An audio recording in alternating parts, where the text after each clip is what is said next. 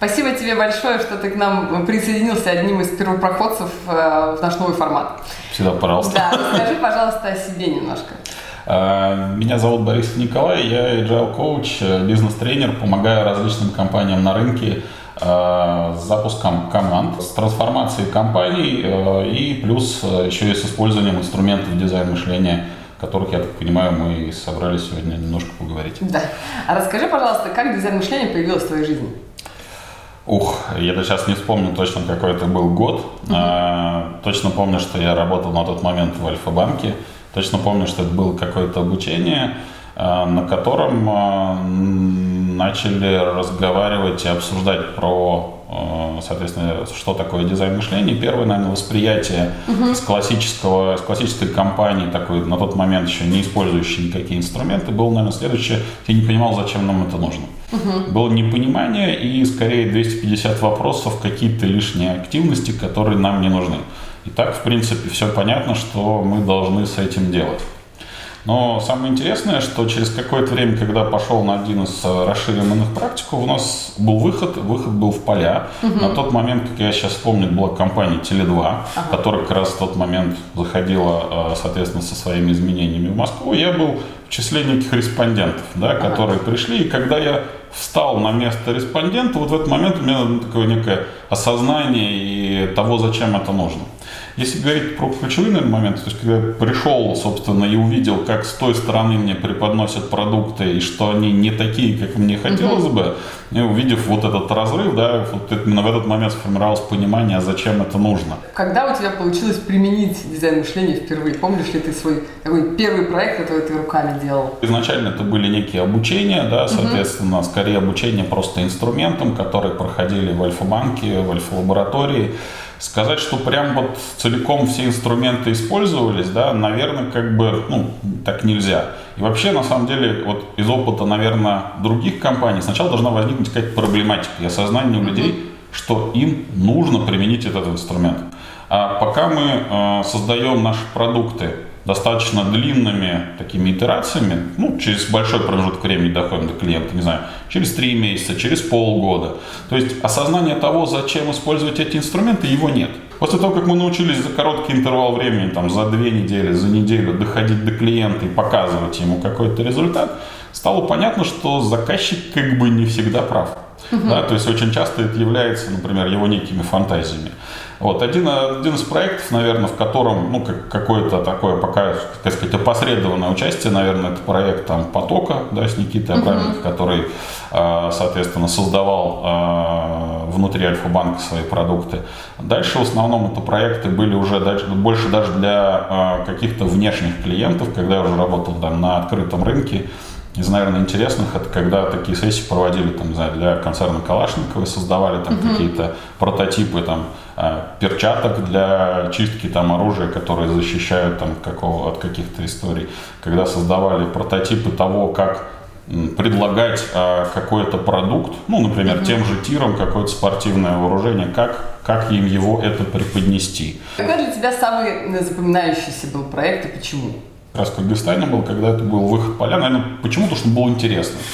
То есть проводили набор сессий, да, соответственно, это компания Билайн, и, собственно, проводим набор сессий по тому, как создавать новые продукты. Например, это оплата мобильным телефоном с баланса, соответственно, мобильного телефона в маршрутках. Чем там было интересно, соответственно, что мы моделировали это, некую маршрутку, мы моделировали ее в помещении. Да, и было несколько историй, когда в помещение приходили люди, да, и, собственно, они заходили, да, и был некий водитель, да, который сидел, было на полу очерчено скотчем, то есть масштабы маршрутки были, пассажиры, да, был человек, который изображал поручень, у него тут даже было об этом написано, что он поручень, вот, и, соответственно, была некая листовка, которую надо было сканировать. Это была одна история, вторая история параллельно была с выходом в те самые маршрутки, в те самые, соответственно, автобусы, и потом, когда сравниваешь, грубо говоря, что было в одном, что в другом случае, Естественно, когда там живые люди, грубо говоря, тот же водитель маршрутки, посмотрите, как он реагирует на это, когда ты оплатил и показываешь ему, говоришь, я оплатил,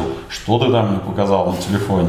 Вот. И, наверное, вот это вот моделирование того, не какой-то активности внутри помещения, и там вовне, и вот их сравнение, вот это, наверное, был таким, наиболее, наверное, интересным таким проектом. Причем он потом начал тиражироваться по разным странам, то есть с точки зрения там оплаты там с баланса там телефона. А скажи, а были ли у тебя случаи, когда дизайн мышления не сработало? Последняя история, например, не знаю, группа, которая занимается оптимизацией различных, в том числе и процессов, не только созданием продуктов, но и оптимизацией процессов. Одна из крупных достаточно компаний, производственных компаний, когда мы с ними проводим некую сессию, да, то есть через какое-то время они говорят, нам это не нужно, мы не понимаем зачем. Наш клиент это по большей части внутренний, продукты мы создаем для него, процессы мы оптимизируем для него, и вообще нам все это не нужно, у нас есть определенные правила игры.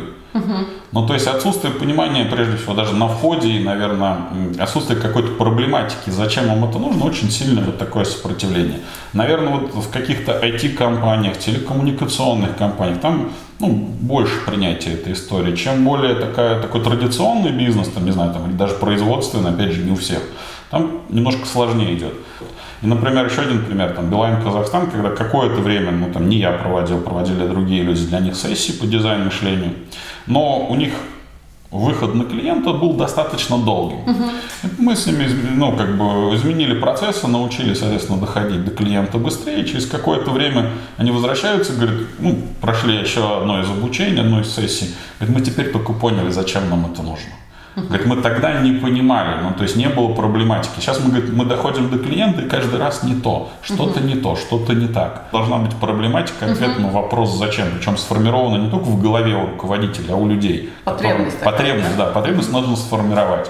Иначе это заходит как обучение, да, это можно росточек посадить в голову, там, может быть, он прорастет. Ты прошел путь от того человека, который сам был на обучении по дизайну мышлению когда-то, да, узнал методологию, до того человека, который сейчас учит, да, собственно, передает методологию. Как у тебя вот это случилось? В свое время, когда в Альфе формировалось такое отдельное подразделение там Альфа-лаборатории, как-то заказчика и исполнителей посадили в одном пространстве и сказали, вот вам разные инструменты, делайте продукты по-другому.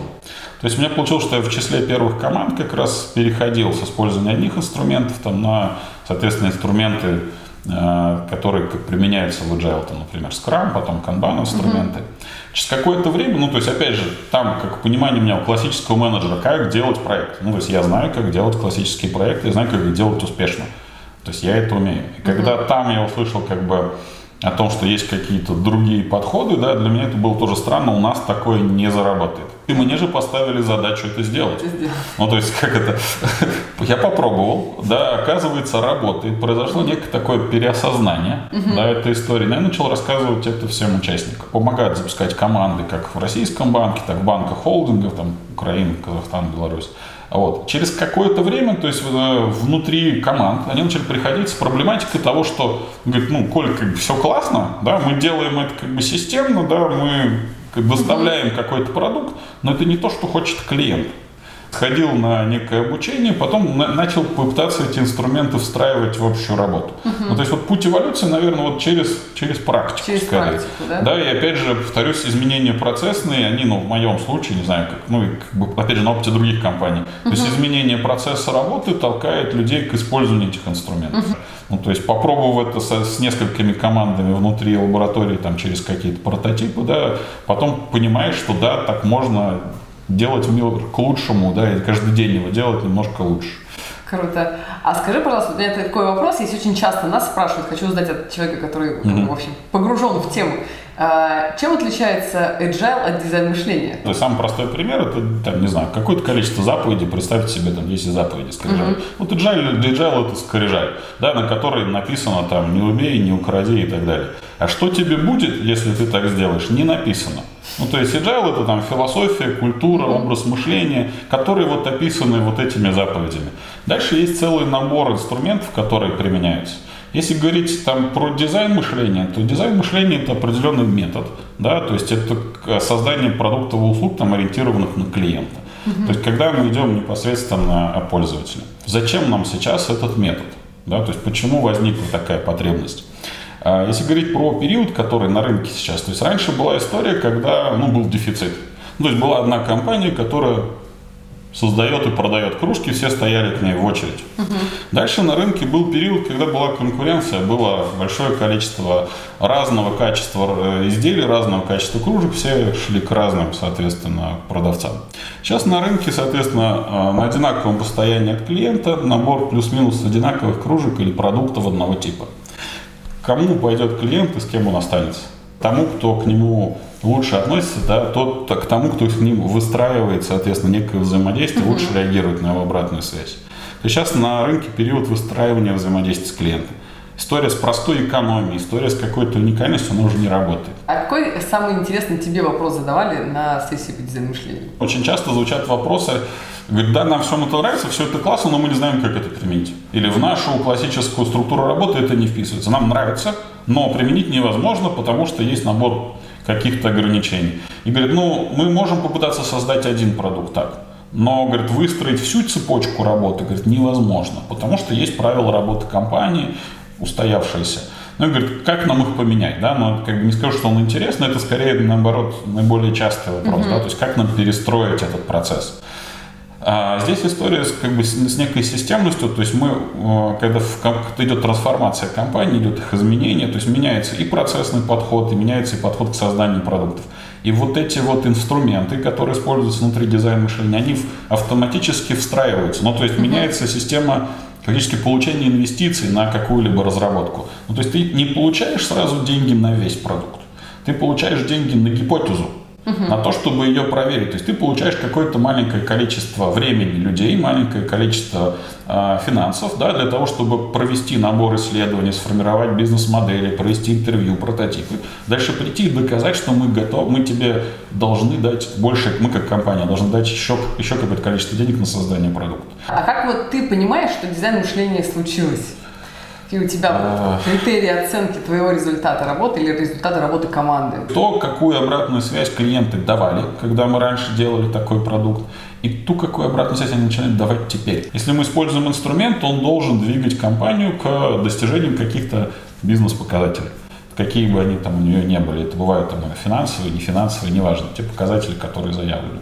Но для меня это прежде всего изменение обратной связи от клиента. Ключевое это нашего подхода, то есть мы начинаем делать продукты, которые нужны нашим клиентам. Мы быстрее реагируем на то, что они хотят, они дольше остаются с нами, мы выживаем на этом рынке. Скажи, пожалуйста, у меня хочу немножко в сторону отойти. У тебя есть семья? Да.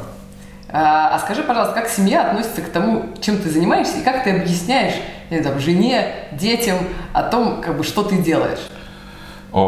Тут интересно, кстати, тоже, история. Какое-то время назад ребенок, посмотрев, что я делаю, еще есть такие инструменты, как Lego Serious Play, которые использую в работе, вернулся домой, несколько лет назад это был, вернулся домой, говорит, все классно, я, хочу работать как папа. Вопрос был, почему? Говорит, как классно, приходит на работу, играет в Lego, расклеивает разные цветные бумажки, то есть примерно такое восприятие у ребенка, что папа играет. То есть он играет с людьми, как-то собираются, им весело, им прикольно. Восприятие, наверное, супруги,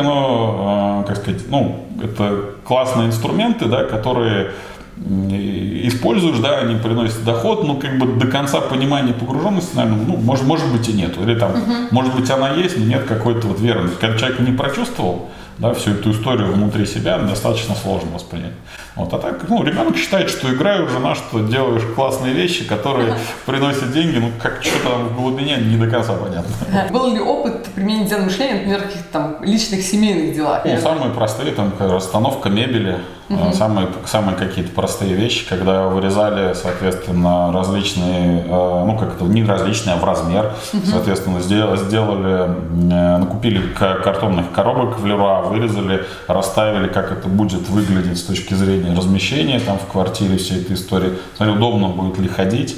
Что поменяло, я спрашиваю, вы применили и что? Не скажу, что это прям классическое дизайн мышления было, но немножко, размеры того же дивана поменялись, немножко поменялась расстановка мебели. То есть повлияло ли это на, собственно, то, как мы будем, соответственно, обставлять и размещать мебель? Да, повлияло. В этой пробной истории действительно были клиенты, были, участники, члены семьи, которые ходили и рассказывали, что мне здесь не нравится, я тут буду цеплять. выселяться, а мне тут вот нужен какой-то, куда сложить вещи, а вот здесь вот это место недостаточно, хотя вроде бы оно казалось приемлемым до этого. Ты вот за кадром рассказывал про AdScrum, да, и как бы новое применение вот этих инструментов для вот именно как бы детей, для их учебы.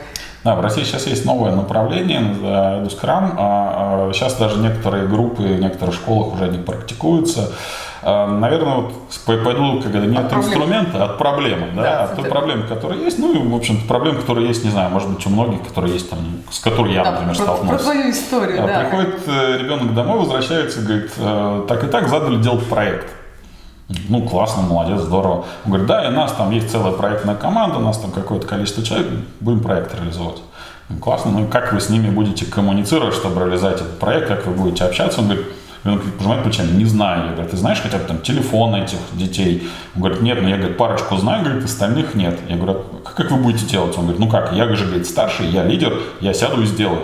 Я говорю, ну, классная у вас командная работа.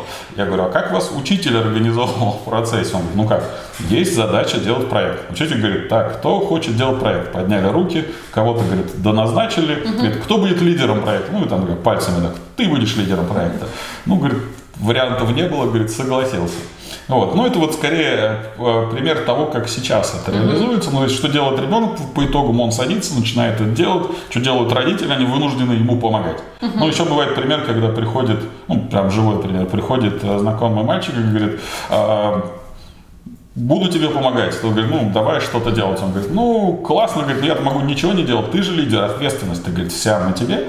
Он говорит, а я вот посижу, говорит, рядышком с тобой поиграю, если спросишь, что приходил, скажу, да, приходил. Родители-то, говорит, тебе уже помогли, а остальные участники, ну, остальные, говорит, я, говорит, в правильную команду попал, ты, говорит, за нас все сделаешь. Вот, это, наверное, пример такого, скорее, неправильного подхода. Что меняется, да, то есть дети, они же играют, взрослые тоже играют, просто они забывают об этом. И здесь история с добавлением вот этих, тех самых элементов, которые есть там в классическом инструменте Scrum, да, то есть это визуализация там, цели, визуализация задач, это возможность детей собираться, обсуждать, какие задачи они делают, достигли, не достигли они этой цели, где роль классного руководителя смещается там, в некую роль коуча фактически. Да? То есть это инструмент за счет командной работы, за счет визуализации, за счет наличия даже некой структуры, который, ну вот в примере, кто рассказывал, до этого ее нет. Да, есть как это, есть задача, идите делайте. Как? Ну мы же дети, мы же не знаем, нас никто не учил. Ну как, пришли дома сделали. Да? Здесь появляется некая структура, набор действий, который их ведет от того, что определить некую цель, спланировать какой-то интервал времени и задачку на этот интервал, ну, реализовать что-то и прийти показать какой-то промежуточный результат и уже конечный. Ну и еще что у них есть, там, это регулярные какие-то встречи, когда они могут какое-то количество времени пообщаться и посмотреть, кто сделал какие задачи, кто не сделал, какой у них, собственно, результат, помочь друг другу. Ну и самое главное, что для них это игра. Вот. Для них это игровой формат, в котором они, да, переклеивают, пишут какие-то бумажки, это клево, это здорово, вот, и при этом они учатся работать в команде. Не во всех школах, да, то есть это скорее единичный случай, не знаю, по-моему, только с прошлого года пошли первые такие вот обучения, которые в России проходят на эту тему. В школе, где ребенок учится, нет, не применяется. Ты как-то способствуешь тому, чтобы он какие-то инструменты применял? Или пока не знакомишь его? Скорее, ну, есть некие инструменты, именно если взять там визуализацию какую-то. То есть пробовали с ним визуализировать. Ну, то есть визуализировать некую какую-то цель. Да. Приходит ребенок и говорит, хочу игрушку. Да, хочу игрушку. Он говорит, ну, игрушка дорогая, там, на PlayStation, она там стоит там 4000 рублей, допустим, ну, достаточно много. Он говорит, ну, я не понимаю, почему вы, как родители, можете себе что-то купить, а мне игрушку не можете. Ну, то есть для ребенка, ну, нет вот этой логической цепочки. Вы себе покупаете какие-то вещи, а мне не можете. Мы говорим, ну, можем, но чуть позже. Ну и визуализировав для него, условно говоря, что мы, какие у нас планируются, ну, семейные какие-то покупки, семейные какие-то активности, визуализировав некую очередь фактически того, что происходит, ну и того, что мы сейчас, собственно, реализовываем. Как это было физически, это был кусочек такой стены, на которой было 3 колонки отделены. Все, что у нас стоит в очереди, то, что мы сейчас там, ну, как бы покупаем, реализуем, ну и что уже реализовано. Для него стало понятно. Он говорит, ну, окей, я понимаю, когда моя задача будет реализована, какой у нее приоритет. Но там есть тонкие моменты там, с приоритизацией задач, то есть надо объяснить попытаться объяснить, да, почему покупка там какой-то дорогой обуви важнее, чем покупка игрушки на PlayStation. Ну, как бы вот некий диссонанс есть, но это уже нюансы. Вот. Но тем не менее, как бы история работает и в обычной жизни, когда через визуализацию и вовлечение, опять же, в такой вот процесс игровой. А если бы тебе нужно было рассказать ребенку про дизайн мышления, как бы ты это делал? Наверное, пошел бы от каких-то его примеров, да, то есть от проблематики, условно говоря. Ну, то есть привел бы, наверное, какой-то свой сначала пример жизненный, потом бы попытался визуализировать и объяснить ему то, что происходит у него. То есть у него есть, он говорит, я хочу вот это, да, но, собственно, хорошо, ты хочешь, какая проблема, какую проблему ты этим хочешь решить? И попытавшись раскрутить эту цепочку, попытался ему визуализировать. Ну, то есть, на самом деле, не факт, что тебе то решение, которое ты хочешь, игрушку, не знаю, на PlayStation, то есть, зачем она тебе нужна? Чтобы провести время. Но у тебя же есть как бы куча других инструментов, чтобы его провести. Но тогда я смогу провести время с друзьями. Давай подумаем, с какими друзьями? Вот с этими. Эти друзья, там, этот к тебе ходит, этот к тебе не ходит, этот играет в эту игру, этот не играет. Ну, то есть, попытавшись докопаться до проблематики, тогда будет четко, как бы, понятно, цепочка всей этой истории. Но, опять же, можно провести тест всей этой истории, просто написать друзьям, народ, а если у меня будет такая игрушка, вы придете? Такие, да, спроси у мамы. А на самом деле, да, сказать, что объяснял, наверное, не объяснял, не говорил какие-то термины, но как бы вольно или невольно вот какие-то инструменты, такая как профдеформация, все равно используешь. Используешь в жизни, и, наверное, если была задача там объяснить, пошел бы, через какую-то конкретную. А вот если бы у тебя была задача объяснить дизайн мышления президенту? Президенту, это чуть-чуть другой уровень, да, и здесь нужно понимать, какие, то есть исходя из некого контекста, то есть какие задачи стоят перед ним и какая проблематика. Сейчас там актуальная проблематика там некого противостояния, да, актуальная газовая проблематика. То есть наверное, начал бы с нее и начал бы ее таким же образом, как с ребенком рассказывал, таким же образом ее раскручивать. И договариваться о том, что какие-то вещи пробовать, а не просто спускать, например, сразу директивы в виде реализации или решения. Наверное, как так. Не хочется лезть прямо в такую в газовую проблематику, актуальную для президента, или взаимоотношения между накалившись между Украиной или Штатами и так далее. Хотя нужно было бы именно на этих примерах объяснять. То есть и разворачивать всю цепочку от проблемы, собственно, до каких-то проб, да, проб может быть не обязательно как бы уже реализации, да, проб в виде, как сказать, сделать какой-то шаг, посмотреть, как на него отреагируют.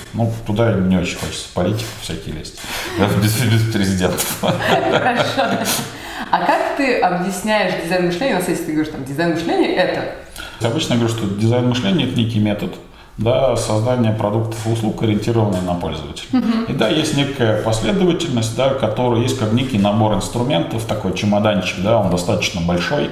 И да, наверное, вы не все инструменты будете применять, каждый дизайн-мыслитель, да, или эксперт, который их применяет, он выбирает какой-то набор ключевых инструментов для себя. И самое главное, это история, что мы идем от понимания, собственно, того, как живет человек, с какой проблематикой он сталкивается, потому что иногда наши мысли о том, что вот это нам поможет, да, они нас как бы ведут не в том направлении. А есть у тебя какой-то любимый кейс, на примере которого ты любишь показывать? Или какой-то как ты считаешь, такой прям хрестоматийный кейс дизайн мышления?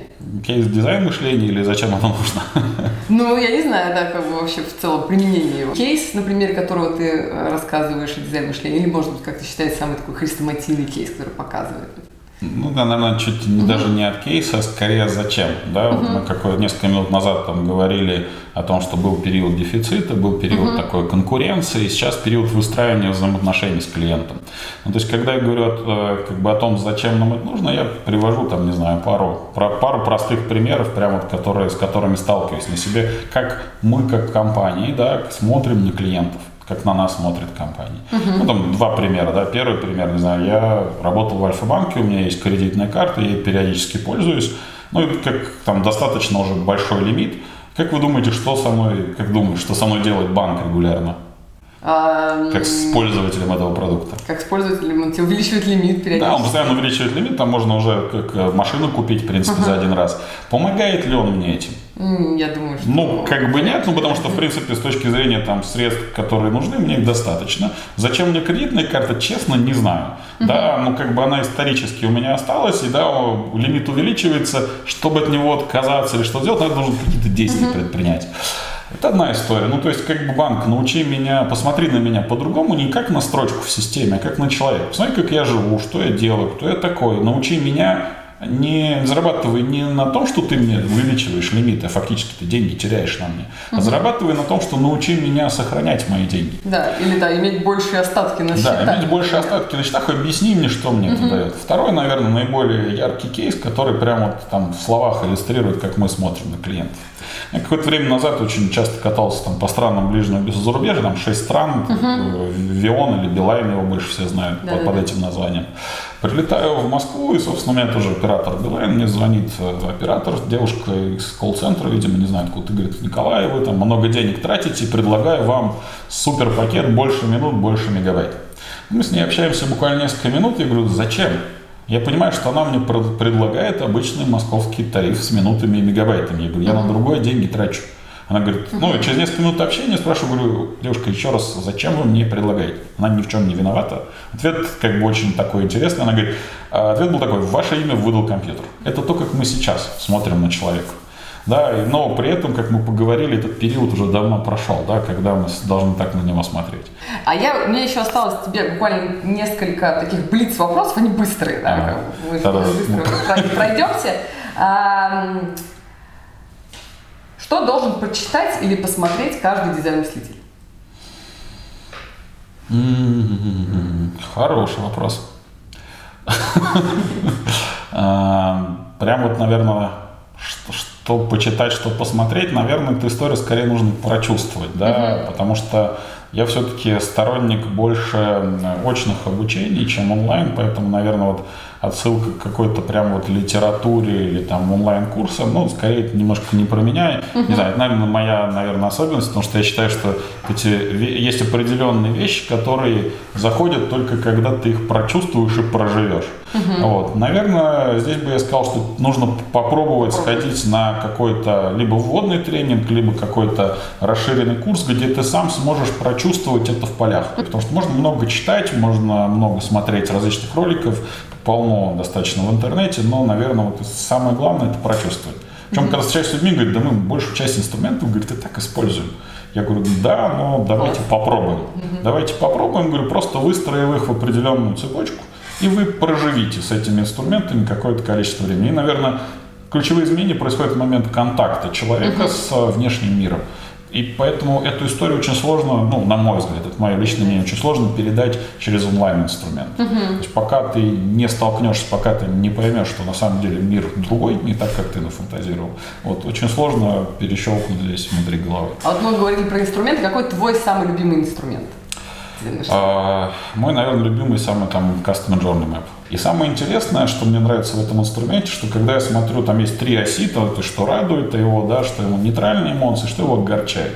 Когда я смотрю на ось с нейтральными эмоциями, да, я очень часто говорю на тренингах и на мероприятиях, я говорю: вот если вы сможете вот эту нейтральную ось перевернуть ключевым образом, то есть то, что для человека нормально, да, если вы ее сможете перевернуть, вот там, скорее всего, будет инновация какая-то, крутое прорывное решение. А кому не полезно дизайн мышления?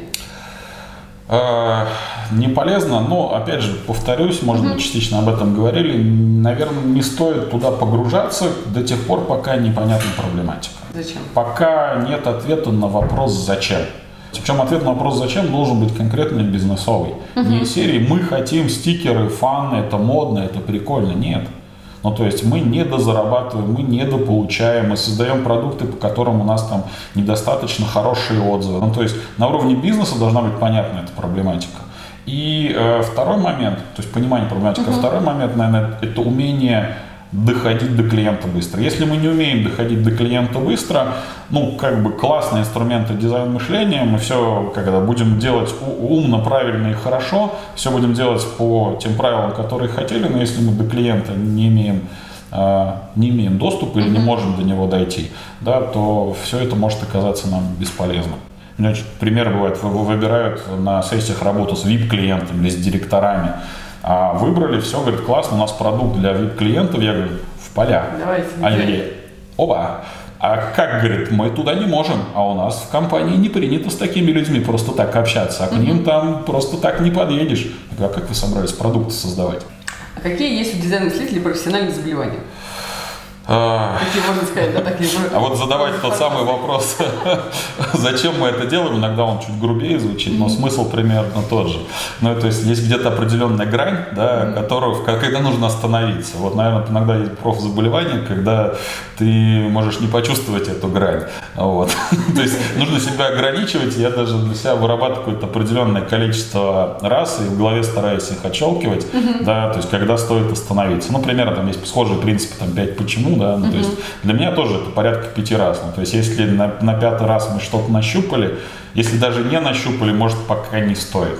Да, или если мы 5-й раз заходим в этот продукт, 5-й раз задаем вопрос «зачем?», видимо, что-то уже не так. А если бы у дизайн-мыслителя была вот такая суперсила, если представить его как супергерой, то вот какая она? Что это за суперсила? Суперсила, наверное, научиться не только собирать информацию, научиться ее правильно интерпретировать. Но не будем, как сказать, себя обманывать, люди врут. Да, люди врут и говорят социально ожидаемые вещи, не потому что они плохие или какие-то не такие, так устроен мир.